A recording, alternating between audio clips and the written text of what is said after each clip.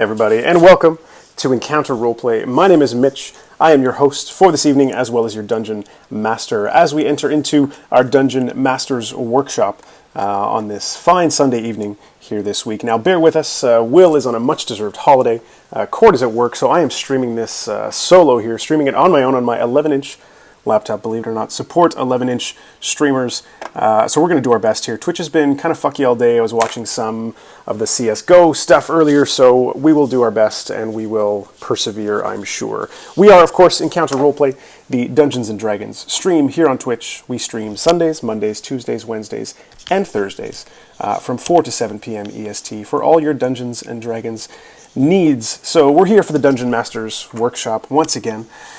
Now we're going to talk about characters. Now I know it sounds sort of counterintuitive that in the Dungeon Master's Workshop we're going to talk about characters, but hopefully by the end you'll see how this sort of makes sense. It sort of relates to NPC building from the GM side of the table, but also, you know, most GMs do play once in a while, and in the very least they help their players make characters. So this is all useful stuff, good to know, and we're going to have some fun towards the end building tables with you guys for building characters. Now, once again, we're going to do our best to keep this stream as crisp as possible, but again, we can only do so much here with Twitch as our agent, but things should be all good. Now, if you've watched the Dungeon Master's Workshop before, you know that it kind of works in two parts. It's kind of like tutorials, kind of like lessons that we end up throwing up on YouTube for sort of later reference, but it's also very much an interactive thing. So how's it going, Koyan? Any questions that you guys have, suggestions, ideas, we definitely encourage that kind of back and forth,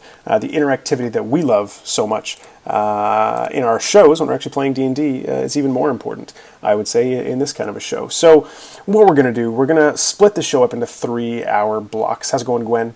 The first hour, we're going to talk about character concepts, generally speaking. I'm going to walk through some stuff there. The second hour, we're going to talk about party connections. Now, if you guys have ever seen me GM any one-shots on our 24-hour stream or otherwise, you'll know that I like to roll party connections, random ways that the characters, your players, can be connected to one another, know one another, get that kind of tangle going when you first start a new game. So we're going to talk about how I came up with that idea, where some of the tables are that I've used in the past to sort of execute that idea, and then we're going to spend a little bit of time building our own tables, which should be good, should be a lot of fun.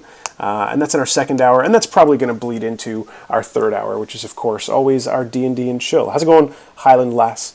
So, as always, our final hour of the Dungeon Master's Workshop, we're going to be hanging out, asking questions, talking about whatever it is that you guys want to talk about. My cat will probably be on stream at some point, whether it's in the first, second, or third hour, but it should be all good.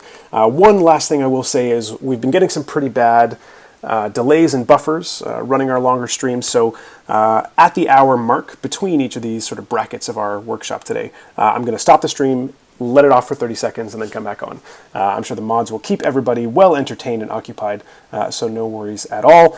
We will be back, but we're going to do that so we don't get too much of a delay, because if there's too much delay, it kind of defeats the purpose of asking questions and hanging out and talking with chat. So we're going to work that as best as we can. So as we dive in here, like I said, if you've seen these DM workshops in the past, they're meant to be interactive. So if at any point you've got questions, you've got comments, you've got ideas, you've got things that you really disagree with, we totally encourage that kind of thing. So fire it out in chat. If I don't see it, the mods will grab it and harass me with PMs, and we will talk about it, because that's the point. It's more of a talk show than anything else. So without further ado, we're going to dive right in to this Dungeon Master's Workshop, and as previous, we need to start with a disclaimer, because whatever I'm going to say in the next 3 hours, whatever we're going to talk about, whatever we're going to brainstorm, it's all just kind of ideas. It's concepts, it's things that may work, may not work. The most important thing, of course, for Dungeons & Dragons is that there's no wrong way to do it. If you're having fun, you're doing it properly. There are so many different styles of players, so many different styles of GMs. I mean, if you think about it, there are so many different personality types. How could you possibly prescribe the way to ensure that people enjoy the game the most? Koyan, it's your first DM workshop. Well, I hope you enjoy it. I hope it's good for you, and feel free to fire questions directly at me, and we'll make this as catered as we can to you. So as always, the disclaimer for a Dungeon Master's Workshop, nothing I'm going to say here is the way to do it. It's not the right way. These aren't rules. These aren't sort of formative things that you got to track. It's not the be-all and end-all. They're more like guidelines, as Will would say.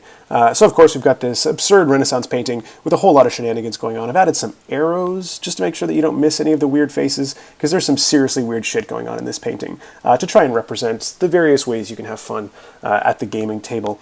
Although I don't know if I would necessarily want to sit at this table. There's that head kind of in the middle that looks kind of severed. I don't know. It's just a...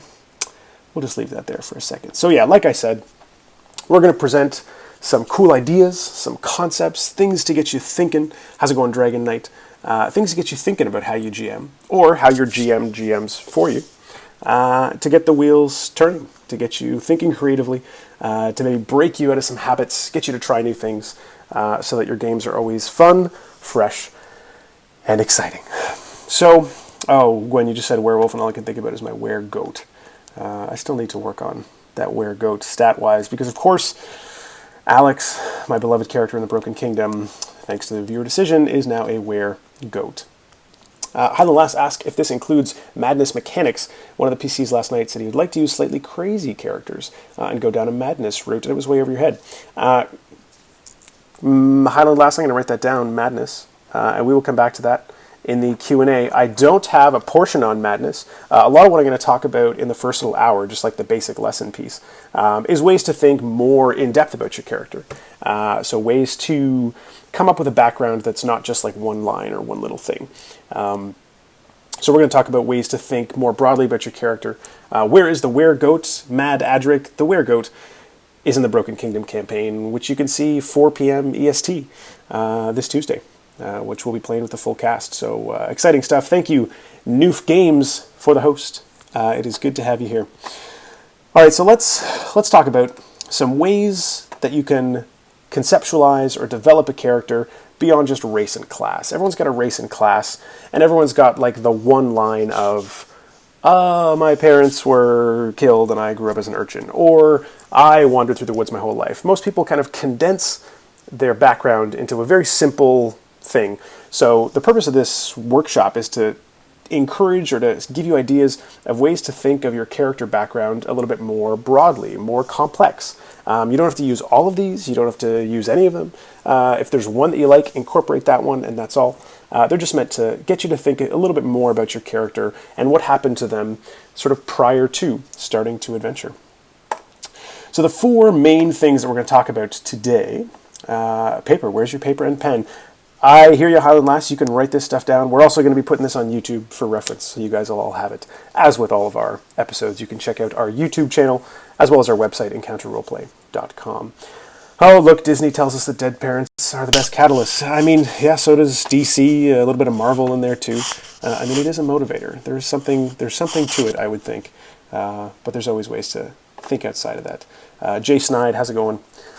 We are talking about characters. So, like I said, we're going to talk about 4 things in the first hour tonight. We're going to talk about origins and history, how to think of your character's past. We're going to talk about one of my favorite policies, Byo Npc, which is just to make sure that as a player character, you always make sure you have an NPC in the world, and maybe that NPC's name is Tumbolo. Welcome to the Adventure Tumbolo. You are a gentleman and a scholar. It is good to have you here in the Dungeon Masters Workshop. So we're going to talk about origins and history. We're going to talk about a Byo Npc policy, developing an NPC in the game as part of your character development, part of your character creation. We're going to talk about PC perspectives, which are kind of like main questions to ask about your character's present state of mind. And then we're going to talk about your character's future, or their goals and their growth, their development, that sort of thing. And like I said, those of you who haven't tuned into our DM workshops before, fire out questions at any point. Stay involved, stay active in chat. We can pause whatever it is we're talking about to answer questions and talk about what you guys want to talk about. That is the point. Usually we prep like, I would say max an hour and a bit's worth of content, and between plugs and shoutouts and answering questions in chat and taking breaks and all that stuff, it ends up taking the 3 hours, which is great because that's what we want. We want to make sure that whatever I'm saying is as useful as possible to you guys, and that's important. So, as we move on here, we're going to dive into origins and history, or the past of your character. So we've got this lovely picture from David Revoy. You can check out his art at davidrevoy.com. A picture of Darwin with a whole lot of evolutionary business going on his face. So I thought it was appropriate for our origins portion of the show. So of course, when you're talking about the origins of your character, instead of that one line, here's some other things you can think of. So I've broken down a bunch of categories or a bunch of little sort of one-liners that you can have on your character sheet that relates to their origin and their history. So first off, of course, is their place of birth. Because that's going to heavily influence how they think about things, how they see the world, or at least what kind of lens they brought when they first started adventuring or heading out of that place. So, of course, the type of location that they were born in and raised in, whether it was urban, rural, nomadic, if you're not playing in a fantasy setting, whether it's industrial, whether it's planetary, that sort of thing, whether they grew up on a space station, that sort of stuff. Just the general type of location, if that makes sense, and what sort of the average lifestyle would look like, any sort of generic stuff there. Of course, the population of the place of birth, rather the density, the diversity. Did they grow up somewhere that had a fairly homogeneous population, all of the same kind of race or caste? Are there no orcs among them, or is there a sort of mix of orcs and dwarves and elves, that typical sort of fantasy cocktail? And then, of course, population density. Did they live in a little hamlet? Was this a village?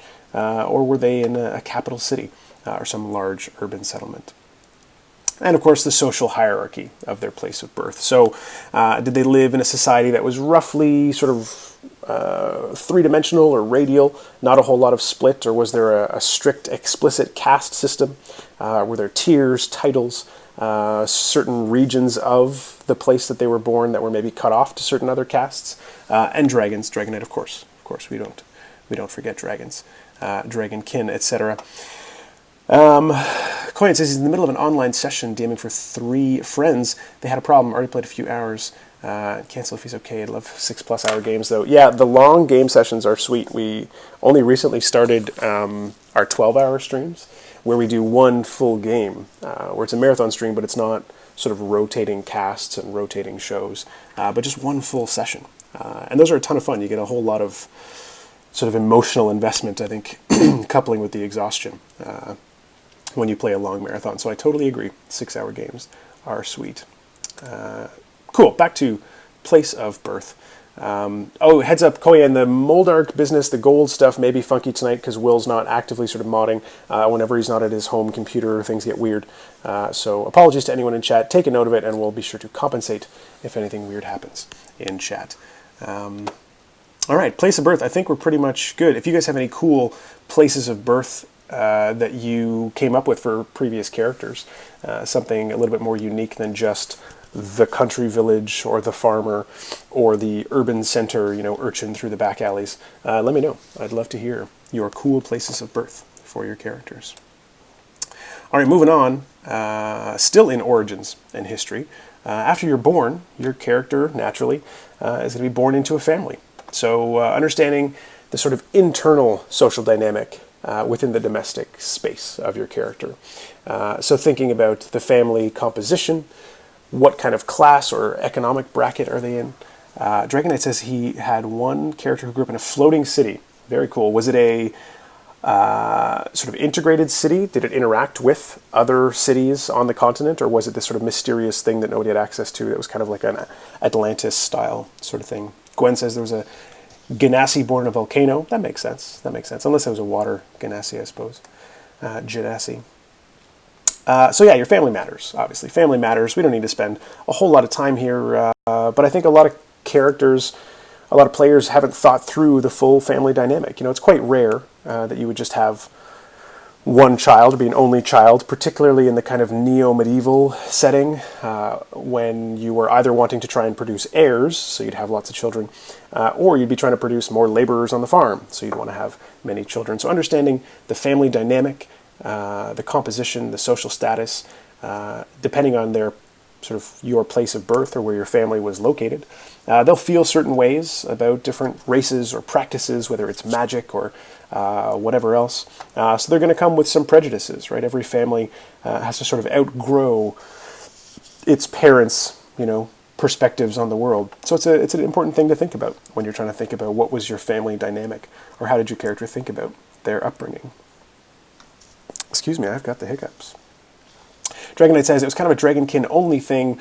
It was a secret city in the sky that only Dragonkins had access to. Makes sense, I guess, if they could fly. Gwen says Paizo has an interesting series of tables to help develop the family of a PC. If you don't really know what to have in mind. That's kind of cool. That's interesting. I haven't thought of family tables before. Koyan says he had a character, or he likes characters that don't know where they come from. Just appeared into this plane. I only remember things up to a week ago. A wizard had me in a cell.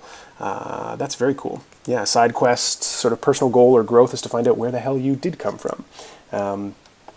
Mad Adric, you are absolutely right. More family equals more grist for the GM meat grinder. And we'll get to the meat grinder when we talk about NPCs and bringing your own NPC and having connections to the world. We'll talk about that big time. But you are predicting me, my friend. You are getting ahead of me. But it's all good because we will get there. We will get there. Family composition, economic bracket, social status, cultural practices, prejudice. Again, this list is not closed. Lots of other things to think about for family. But you should think about family when you're thinking about your characters' backstory and their upbringing. So if we started at sort of birthplace and the sort of, I guess, birthplace broadly speaking, so the city, the floating city, the volcano, that sort of thing, or then the birthplace close, the sort of internal domestic, then we can start going into early development. So we can talk about childhood. Gwen linked the Paizo background generator. Very cool. Fun to go through to get some ideas and then hone in. Yeah, at the end of this, I'm going to link a bunch of the cool websites that I've used in the past that do cool things. There's a cool one called the Hornbrook Generator, Life Path Character Generator. That's cool. That's worth looking into. But yeah, we'll talk about those. Highland says her Damphir character didn't know where she came from, let alone what she actually was. Suffered an awful lot of night terrors. That would be terrifying if you had sort of subconscious memories that you didn't have access to, so you had no idea who you were, but then your dreams were populated by these experiences and expectations that you couldn't actually remember or recall. That would be very eerie indeed. So when we're talking about childhood development, and again, this list could go on, but some of the core features that you want to think about of what was your character's childhood like would be things like wagging your tail, as Dragon Knight says, for sure. Things like education. Did you have formal education, informal education?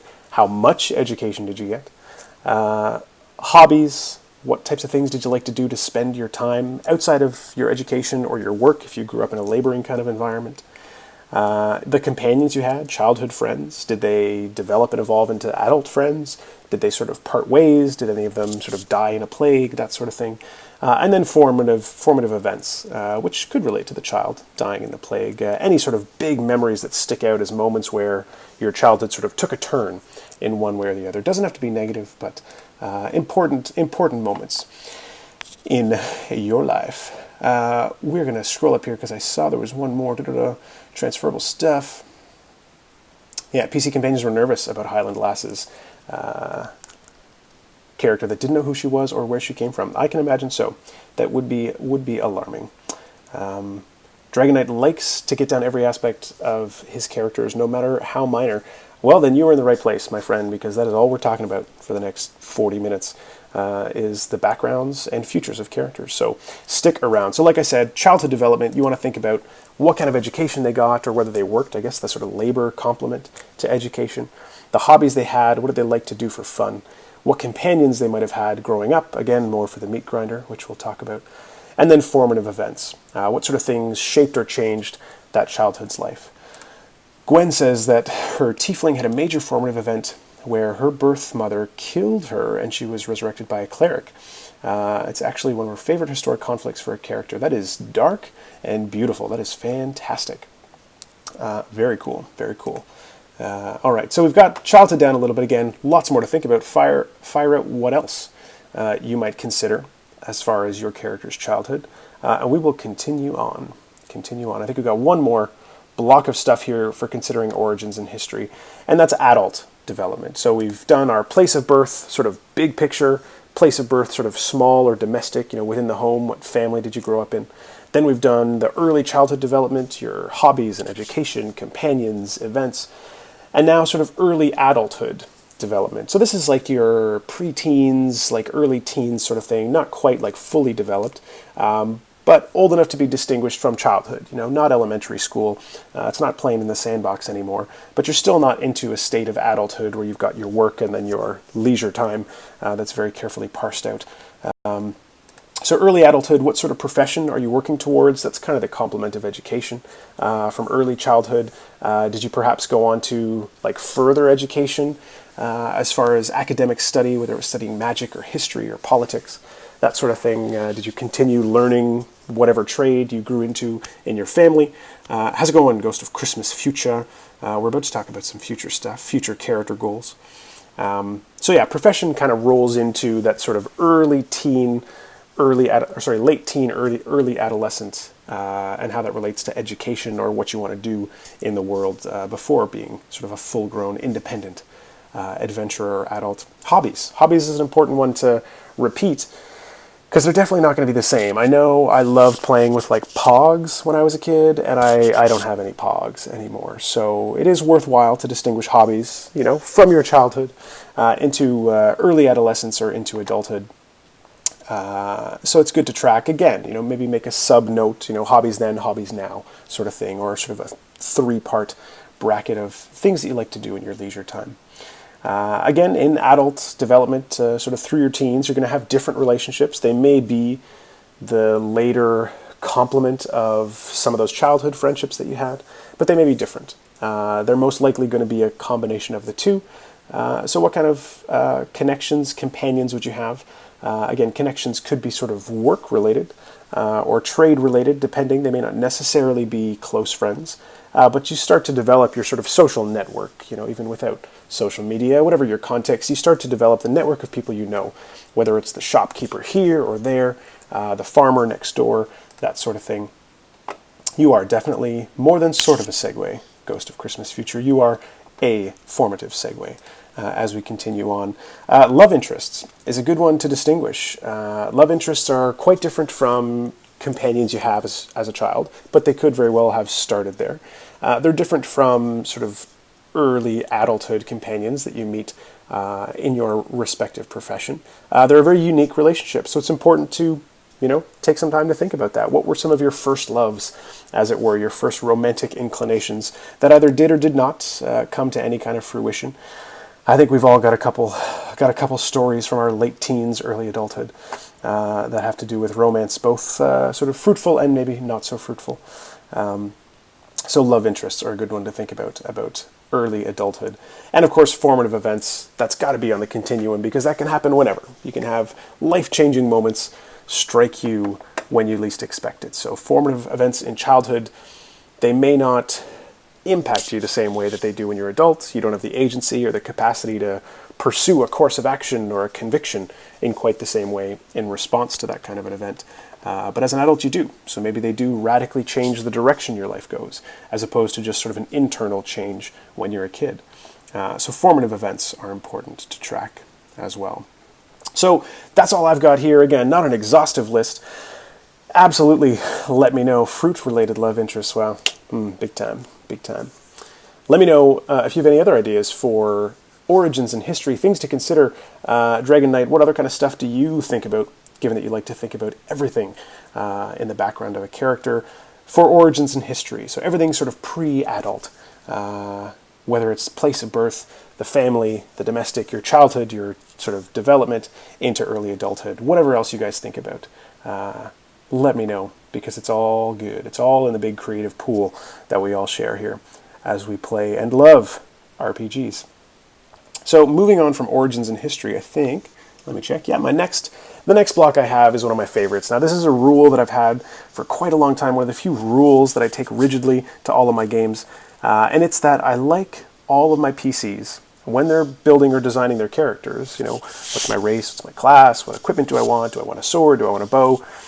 I want to know who each of them has as an NPC. So I like a Byo Npc Rule. And this is just to say that every character needs to have at least one NPC in the world that they created, that they made up, that is completely of their sort of imagination, their invention, but is a part of the world. And there's a bunch of positive reasons for this. I've got this listed as the sort of kitschy Toy Story, you've got a friend in me. You got to have some kind of NPC that you bring to the table.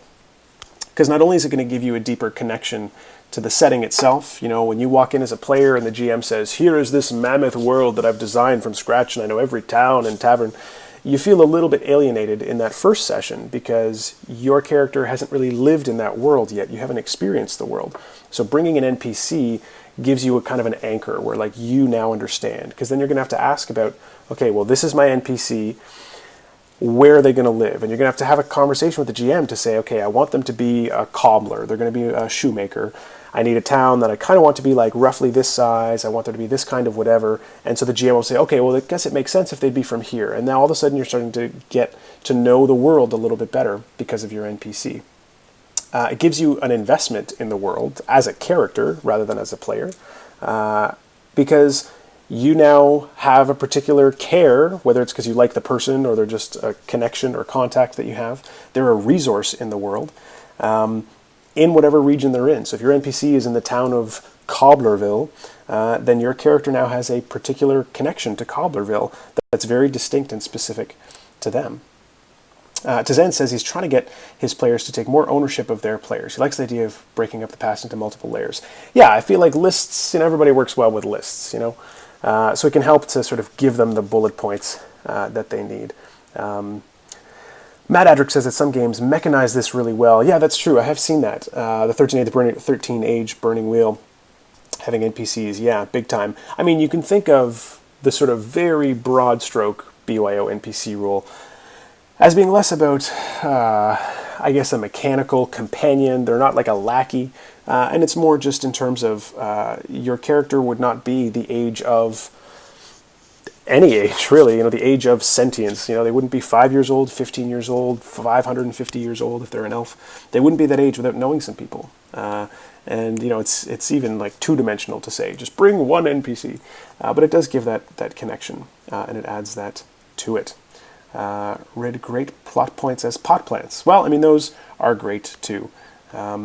Drake Rue, you hate that Twitter took so long to tell you about this. Well, my friend, we still have 2.5 hours talking about this stuff. If you have any questions, let us know. We will backtrack for you as best we can. And of course, this video will be up on YouTube as with all of our other videos for you guys to watch and reference later. So once again, the Byo NPC has a lot of benefits, connects you to the world that the GM has made, and you're just kind of pretending to be from as a player character.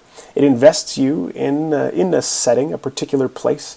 You've got a resource, being able to ask Joe the cobbler, what's been going on lately with the local duke. They will know more than you will because they're from that area.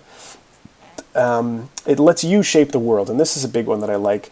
The GM, yes, they have the luxury and the joy, and it's what really sort of turns the crank for a lot of GMs. They get to build the whole world for the most part, but allowing your players to contribute to the story as well as what happens to the world is what makes this game so stimulating and so fun for everybody. So Byo NPC allows you to experience that fun of shaping the world in the first session. It's like we're in session 0, we're making our characters, and I as a player am helping create the world. I don't have to wait for 10 sessions into the campaign to have my character do something significant that changes the world. Right away as a player, you get to be a part of that process, which is cool.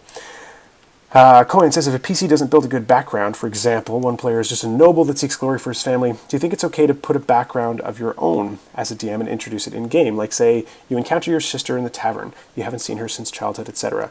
Yeah, I think that's cool. I would ask with the player first, because you never want to take the mic away from them or pull out the rug.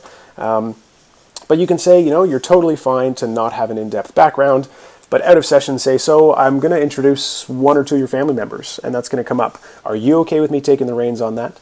And if they aren't, if they want to have more of a say in it, then you just open that conversation and say, cool, you need to give me a family member because I want to work it into the plot, and they'll give you a family member, that sort of thing. Dragon, NPCs can also interact with other NPCs, and that can change the outcome of the game. Absolutely. I always talk about how as a GM, you want your world to seem 4-dimensional, not just 3-dimensional. Lots of GMs say, make sure to describe color and smell and texture and senses. That's all good.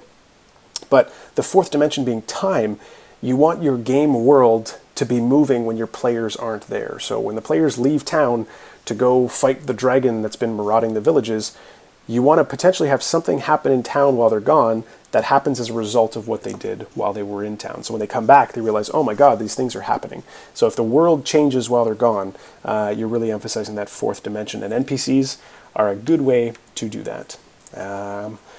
And of course, great plot points, however you read this last point here. One of my favorite benefits to the Byo Npc rule is what Advaric predicted, and that's the meat grinder. I mean, that would be I guess the meat grinder is the pessimistic way to put it.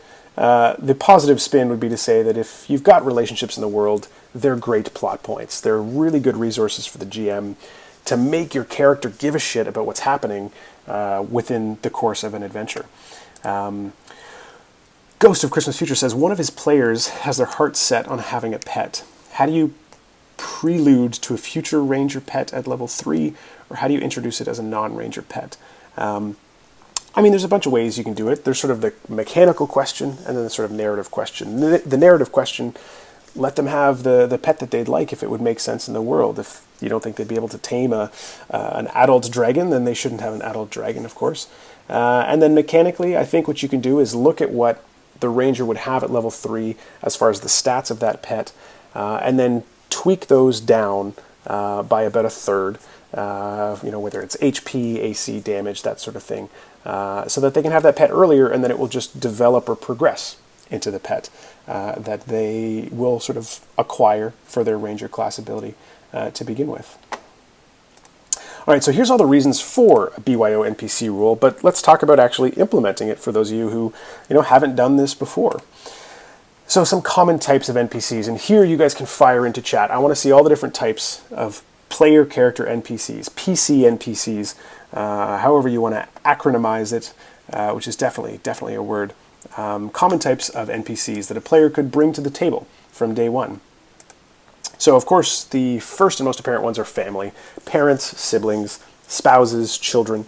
Those are all really good ones. Strong connections, whether positive or negative.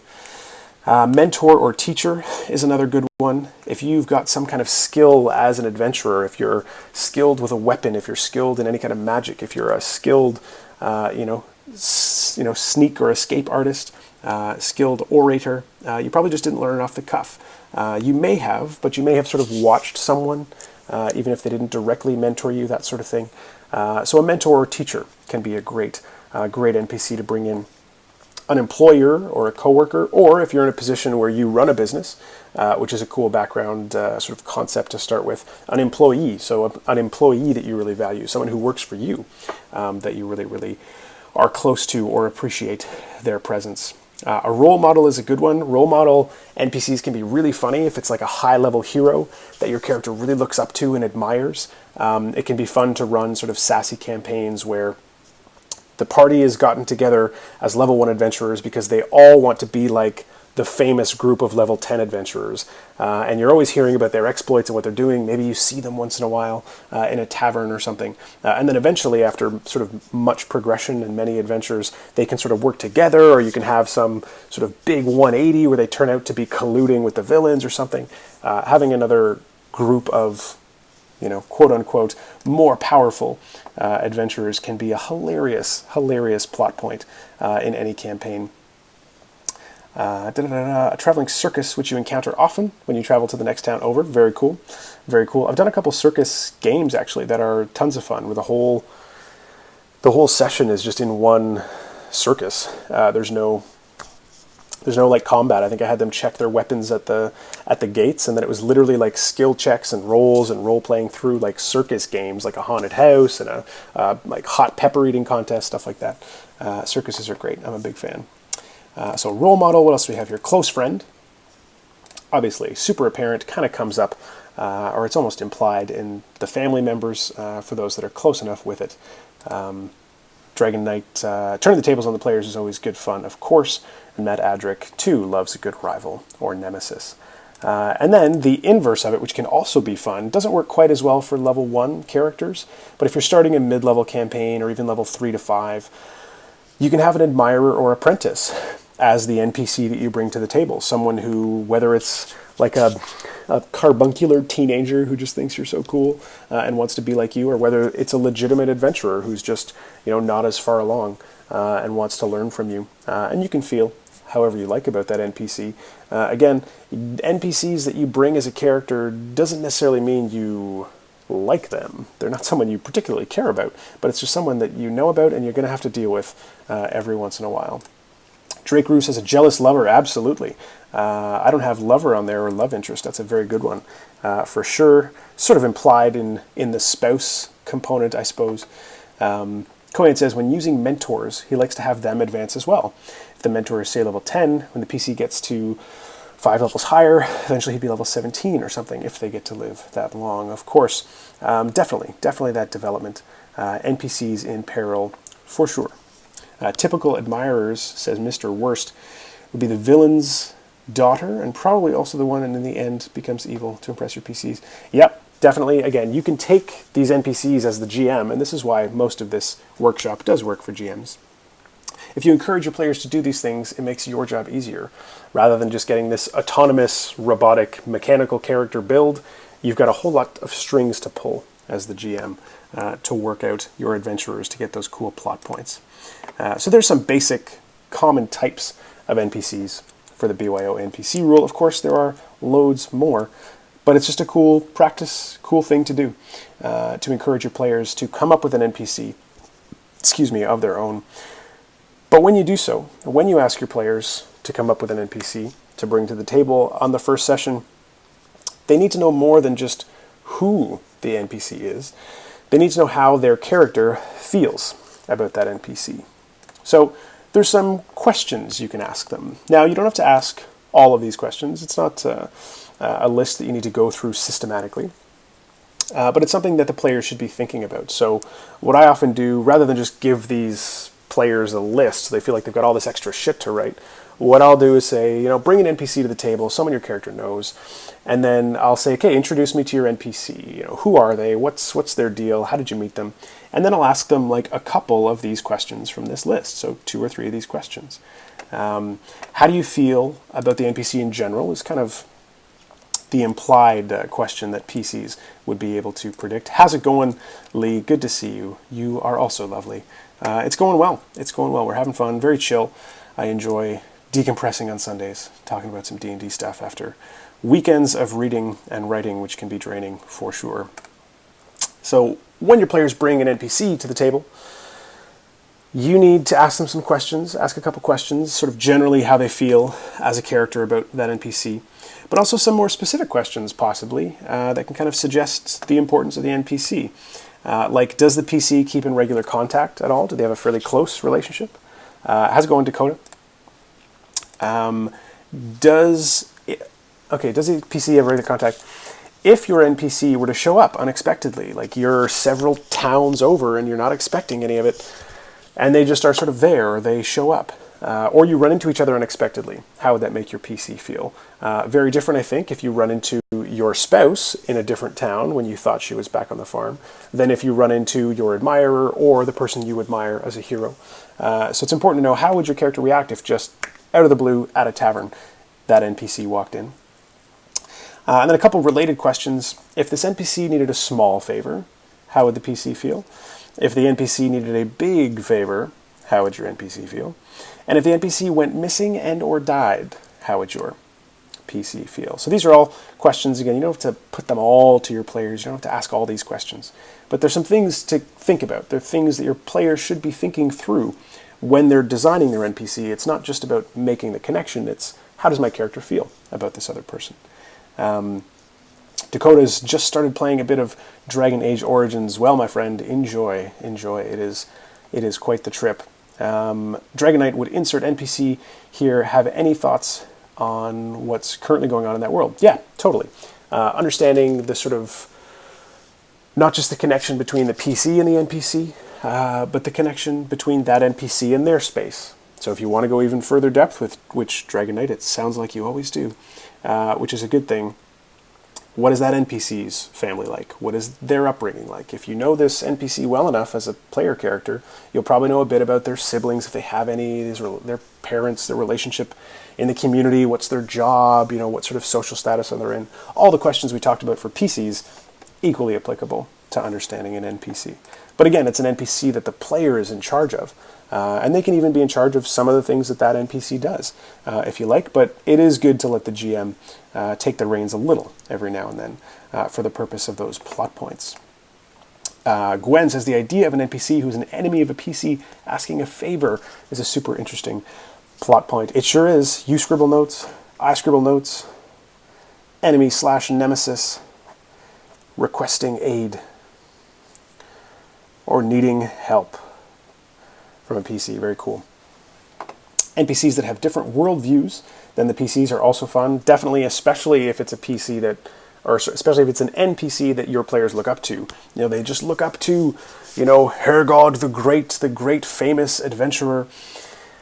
And then they find out that he's a little bit xenophobic, and it's kind of uncomfortable for everybody. And your character has to wrap their head around that and decide how they feel about these recent revelations about their sort of admirant, the person that they adore. More strings for the puppets for more in-depth actions. Absolutely, Dragon. You know what you're doing. All right, so that's my BYO NPC rule. Again, it's something I like my players to do. We'll go back to the reasons why it's good. They're connected to the setting. They're given a local sort of investment or resource in whatever region that NPC's from. It lets them help you as the GM make the world. You know, if you said, if one of my players said, I want a cobbler, he's a shoemaker, he raised me, and he's from a town that's super industrial and it's like mostly shoemakers. If as the GM I didn't have, excuse me, if as the GM I didn't have a town like that to begin with, I then have to go make one. So that PC has helped me build that section of the map out. BYO NPC. And of course, great plot points, as Dragon Knight and Advark are sort of suggesting the ways in which you can pull the strings and play with your PCs through their NPCs. All right, we're going to move into PC perspectives. Now, this is kind of like a catch-all. It's not really much of a coherent category. It all sort of relates to present. If we think about your NPC as well as your origins as kind of things about your character's past, these 5 questions that I find really important are things relating to the present of your character. And that also contrasts with what we'll talk about after, which is how do you come up with goals or growth or development, things that your character wants to do in the future. Sitar says he loves BYO NPC and will use it. I am glad to hear so. Glad to hear it. It's a rule that I really enjoy. Dragon Knight also likes making up characters on the fly while the player is running around doing something else. But like killing goblins or something. You can make it up right there and throw it in. Absolutely. How's it going, Irving? Welcome to the Dungeon Masters Workshop. So, as you guys can see, PC perspectives, the sort of present component, how do you flesh out your characters now that relates to their background and things? It's really just ways to think about, how is it on the 5e sheet? It's those like personality traits, ideals, bonds, flaws, that kind of stuff. Those are all cool categories. But these are some more general questions that will actually force your players to think a little bit more about how those categories play out in action. So one of the first and most important questions I always ask every single one of my players, and this is one of the few like firm, hard, and fast, all 17 inches, rules that I use. Players need to have a reason why their character is adventuring. Because why would they not choose a static life? Why would they not choose a profession like 90% of a population, unless you've got a unique world? Why would they choose to pick up and be nomadic and move from job to job, sort of wherever the wind takes them? The decision to take on adventuring as your role is a big decision. So why is your character adventuring? Are they looking for a long-lost ex? Are they looking for more knowledge? Are they trying to master a certain trade? Are they looking for fame, for money? Doesn't need to be a complicated answer, but they've got to know. Koyan says loot. That's why. That's a perfectly legitimate reason and perfectly used PogChamp, but they just got to know that. You got to ask the players, why are you adventuring? And this is a question that can really help. We get a ton of questions during D&D and Chill about how do you deal with players who are fighting? How do you deal with like parties that don't get along? If you make sure that every character has a reason to adventure and you let them know like that has to be a strong reason, they have to really like loot, for example, then whenever those little conflicts come up, it's only the really serious ones that are going to cause friction, because the party is already sort of consenting. They agree that they need one another, and they're going to do what's in the group's best interest. There's like this implicit contract that they're doing what's in the group's best interest as much as they can, because they need that group to fulfill whatever goal they have as to why they're adventuring in the first place. Lee says, my DM game is strong. Well, I'm glad you think so. Lee, we're going to go back. All of our DM workshops are prefaced with this. This is an important image for me as a GM. This sort of encapsulates what I think about GMing. And all it is just, if you're having fun, you're doing it right, which means there's nothing wrong with doing it in other ways. So anything I'm going to say here is like a suggestion. It's not a rule. It's not a necessary thing. But the diversity and weirdness of what's going on in this weird Renaissance tavern sort of encapsulates for me how like diverse and weird D&D should be, and how it should be fun in lots of different ways. We'll probably come back to this later because I really like it. I didn't point to the guy in like the front on the left with the flagon because his face is already quite up in front. But we'll continue on here with these questions. Irving says, what about the character who doesn't have a specific goal in mind, just some kind of wanderlust, and the player plans to expand on things and find a specific goal as they grow? That's cool, but you always want to make sure that you talk to your players, not as characters, that they've got to have a strong enough impulse to be invested in the unit rather than just invested in their self. So if that wanderlust is strong enough that they want to be able to see far off places and they know that they're not going to survive on their own, then they're invested in the group for the sake of that wanderlust, if that makes sense.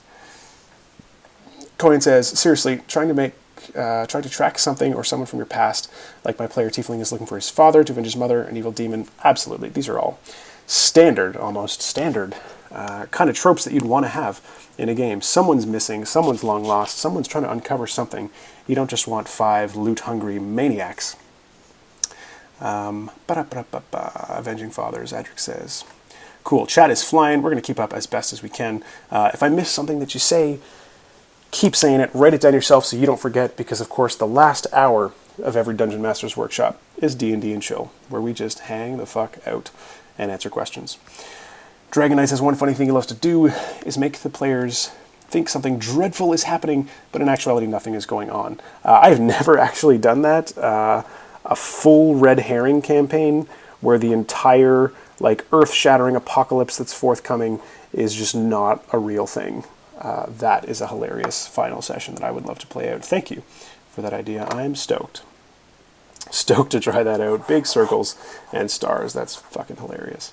All right, 5 important questions. We only got to the first one. Why am I adventuring? The next 2 are kind of related. What do my friends say about me? And what do my enemies say about me?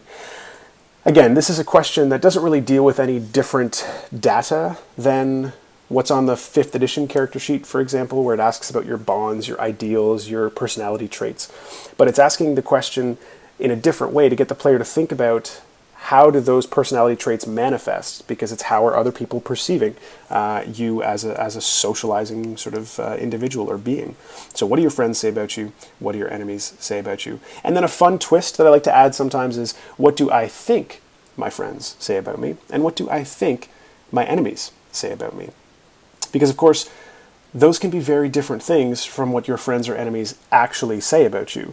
And the sort of, however wide that arc is, if there's a huge divergence between what your friends say about you and what you think your friends say, then that says something, that gap says something about your character's self-awareness. Whereas similarly, if they're fairly close together, then your character is fairly self-aware and understands how they relate sort of socially to others. So I like to sort of think of, what do my friends think, what do my enemies think? In the inverse, what do I think my friends think, what do I think my enemies think? Is a fun way to work through it. Another good question to know, and this is almost just kind of like a useful, again, when you're a GM and you're going through an in-depth character creation process with your players, and you're asking these types of questions, it kind of, the players are most likely going to think of this as like, oh, this is cool, like he's making it so much more in depth, my character is going to be so much like better than I thought before. But you're also self-serving as a GM because you're giving yourself more information to work with, to manipulate and play and tease and poke and prod and pull at threads.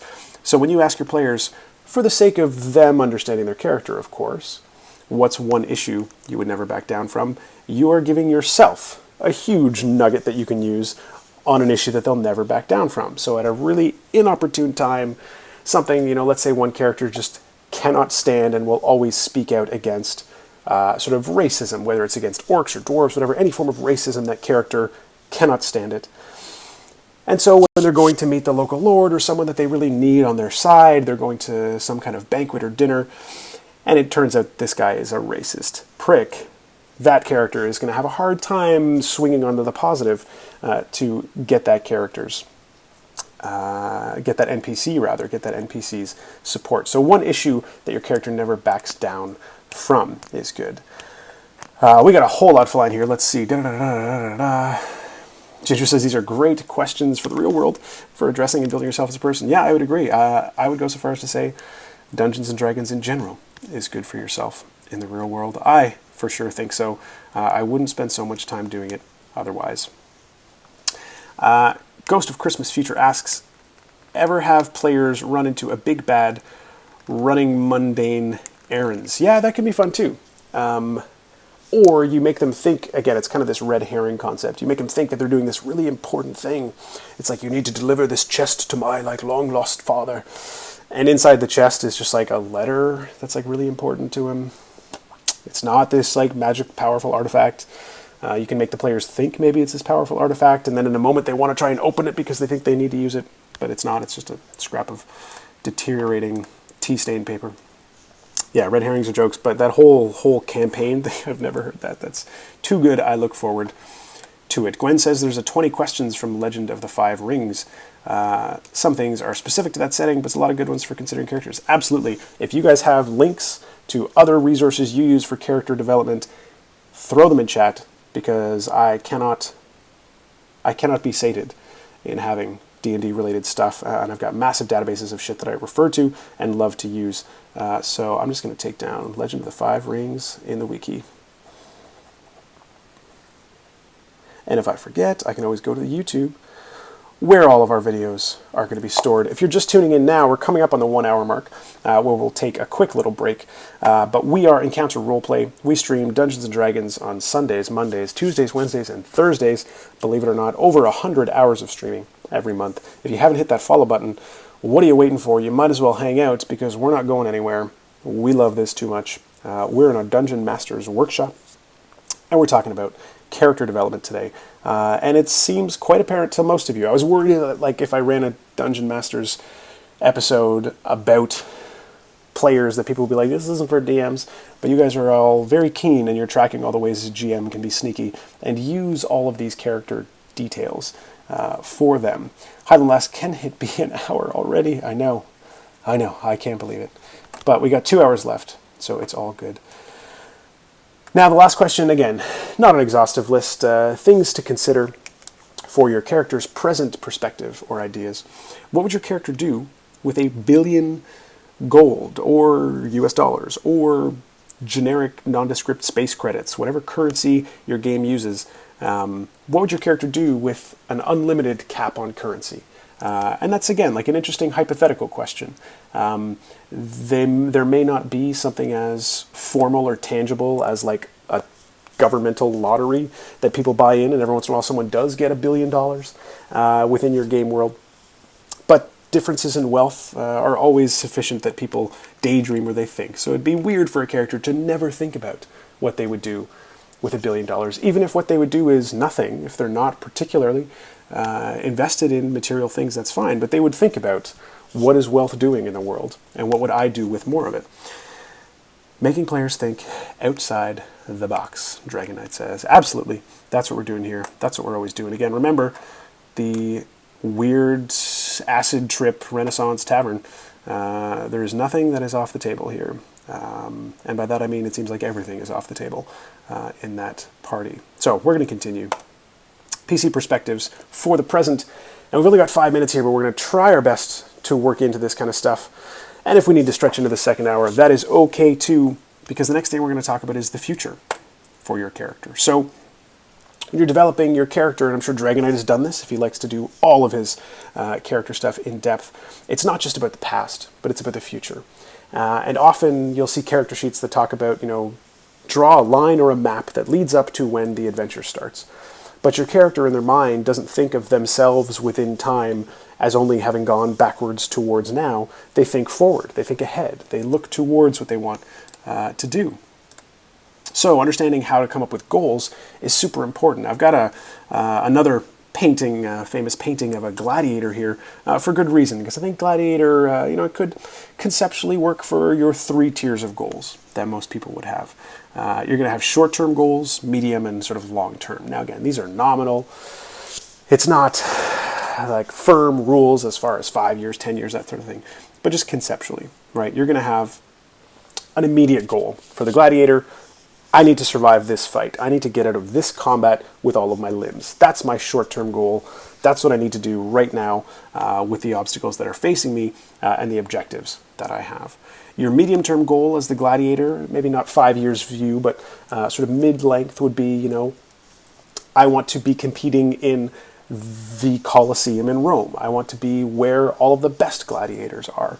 So I'm going to work towards that. That's something I'm working towards. If it's your character wants to get richer and richer, if all you want is wealth, a way to break up short, medium, and long-term goals as far as wealth so that it doesn't just seem like the same goal is to think of landmarks. So like, what's a landmark for you where you've got, cool, like once I get X amount of money, I'm buying this, or I want an estate, or I want a horse, that sort of thing. So you can break up your sort of singular wealth goal into different tiers as well. Phrasing, did I say something? Did I miss something phrasing? I hope so. Phrasing should be a thing. It needs to always be a thing. Are we not doing phrasing? Loot grabs. Dragonite does loot grabs, basically digging up hidden loot. Yeah, that's kind of cool. Yeah, finding treasure maps and stuff. My PCs come before myself. Ooh, there it is, Lee. Yep, okay.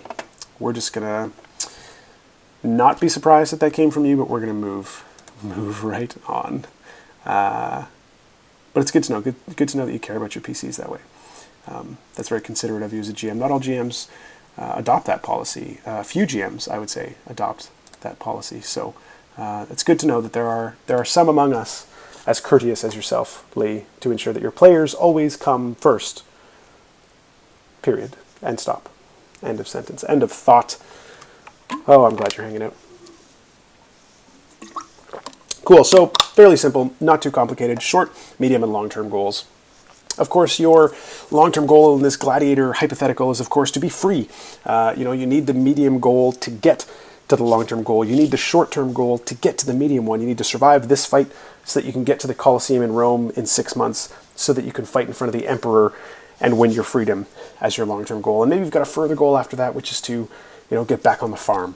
But maybe not. Maybe you don't like that trope and you want to get back into the army or something because you're so good at massacring innocents as one does as a gladiator. Another way to think about goals, because it's not just about, write down a couple goals, whatever. And some game systems do quantify or make mechanics for goals. But another thing to think about in terms of goals and growth is, what does your character do with downtime or free time?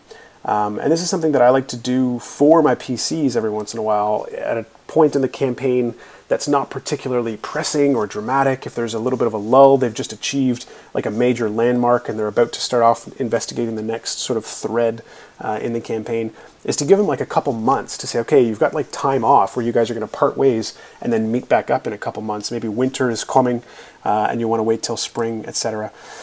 So it's cool to know what downtime would look like. But once you think about, cool, I'm going to give them 2 months, then that trickles all the way down to very small increments of time, which can be fairly instructive or enlightening questions to ask a character to get a sense of who they are. So in the midst of investigating something, you're on an adventure, you're in a city, character A, what would you do if you had 10 minutes? We're leaving town in 10 minutes. What would your character be doing?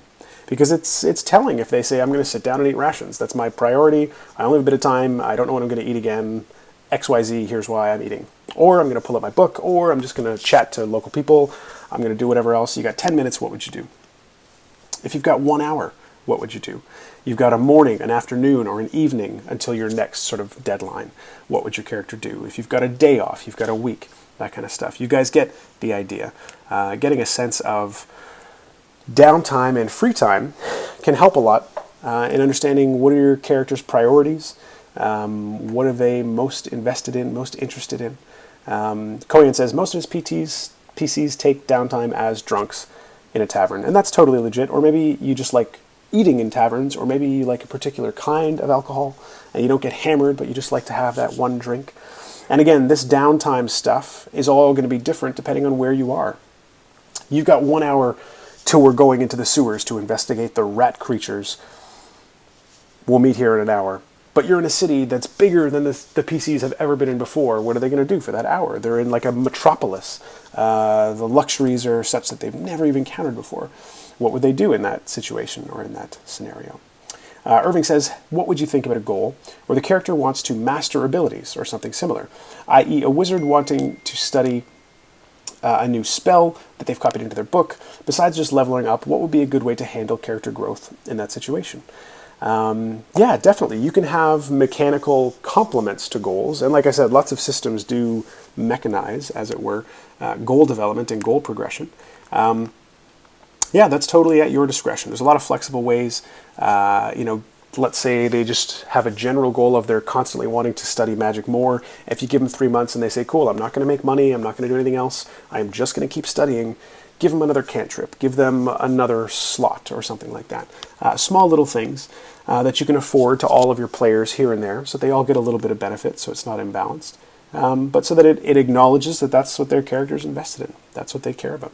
That is what they want. All right, here, let's see. All right, one more, and then we'll take our first break. So goals and growth, of course, looking to the future, you've got short-term, medium-term, long-term goals. You've got how would your character spend downtime or free time. Now, what would your character do in retirement? What do they conceive as their post-adventuring life? Do they imagine that they would want to set up a business, that they would want to pick up a new hobby, that they would finally learn that language, that they would want to see a certain area, they'd want to travel? What is the sort of bucket list? What's the list of things that your character would always put off? When it's like, oh yeah, I'm interested in that, but I'll do that when I have time. I don't have time. What are they perennially deferring because they just can't be bothered to invest it right now because life is too busy and too hectic and too dangerous as an adventurer to be trying to dip your fingers in too many things? Koyan is a PC that loves to throw money to have his armor polished and fixed every time he goes into town. He takes the gold, he is armorless for an hour, and then hands it back. He sure loves to spend his gold. That's a great idea. Again, something as simple, you've got 10 minutes till you leave. The sort of hyper-stoic militant fighter, he's going to be oiling his weapons, he's going to be tightening his straps, he's going to be getting himself set and ready at all times so that he can be prepared no matter what happens. So again, post-adventuring life, your retirement, how does your character conceive of life beyond adventuring? If they do at all. They may not want to, and that's okay. That's totally fine. But again, asking the question is a good prompt to get a sense, because choosing or having in your head as a character that you never want to not be adventuring is a bold statement, and that says something excuse me, about the type of character you are. If you've got a particular goal, one of those long-term goals, you're adventuring because you're looking for a long-lost family member, then when you achieve that goal, all of a sudden you may be in a space where you're activating or starting to realize or materialize or pursue some of these post-adventuring life goals that you might have had, given that you no longer need or have the impetus to be running around adventuring.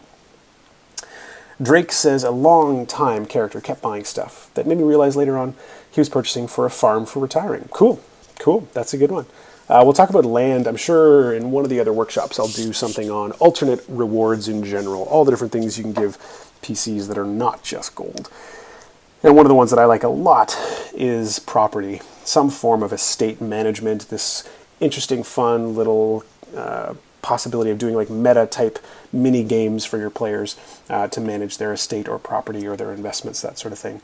And farms or sort of houses are really, really good ones for that. So we're at the 1 hour mark, as you can see, a little bit over. We've been talking about character concepts. We're going to take a 1-minute break, and we're going to come right back and start talking about ruled party connections. I'll probably do like a quick recap, blast through some of this stuff again, and then we're going to talk about ruled party connections, how I came up with them, why I love them, and then we're all going to make some together, which is what I'm actually really excited about. So we're going to talk about ruled party connections, so stick around right here. I'm going to stop the stream just for 30 seconds, just so that we don't build up too much of a delay, so that I can stay just as on top of your questions as possible. Because when we get to D&D and chill, we want to actually be hanging out. So stick around, the stream is going to drop, and then it's going to come right back. And Gareth, our mods, Scarred Star, and the rest will keep you entertained. I will be here. It's only going to be 30 seconds, so just hold out. We're going to drop the stream here, and I'm going to wait a little bit to make sure I don't cut off prior to the delay. So I'm going to mumble and mumble and mumble and remind all of you, if you are looking for a game to play, that Lee, as a GM, always makes sure that her players come first.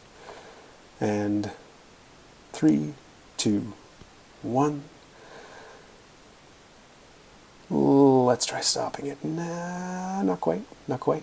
I don't know how bad my delay is. Yeah, we'll stop it now. We'll come back. All right, 30 seconds, and we'll be